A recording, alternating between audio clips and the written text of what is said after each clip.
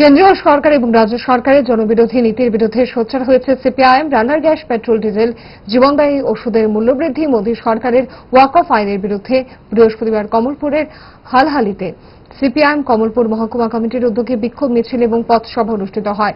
উপস্থিত ছিলেন ধলাই জেলার সিপিআইএম সম্পাদক অঞ্জন দাস, প্রাক্তন সম্পাদক রণজিৎ ঘোষ সহ বিভিন্ন অঞ্চল সম্পাদকগণ। ধলাই জেলার সম্পাদক অঞ্জন দাস জানান, কেন্দ্রীয় সরকারের মূল্যবৃদ্ধিতে গোটা দেশের জনগণের মধ্যে নাবিশ্বাস উঠতে শুরু করেছে।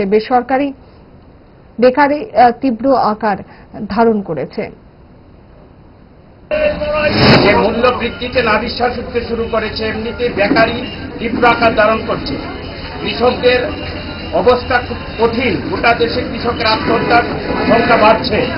তাতে এই রকম একটা চরম অবস্থার মধ্যে জিনিসপত্রের দাম একটা বিপজ্জনক পরিস্থিতি তৈরি করছে। কেন্দ্রীয় সরকার মুখে এক কথা বলছে, কাজে আরেক কথা বলছে। কেন্দ্র রাজ্য সরকারের এই জনবিরোধী নীতির প্রতিবাদে মানুষ সোচ্চার হচ্ছেন, এগিয়ে আসছেন। এটা দিনের পর দিন প্রসারিত হবে। ভালো খাবার দেখে অম্বলের কথা মনে পড়ে, তার সমাধান 5 দশক ধরে গ্যাস, অম্বল ও পেটের সমস্যার একমাত্র সমাধান গ্যাস নল।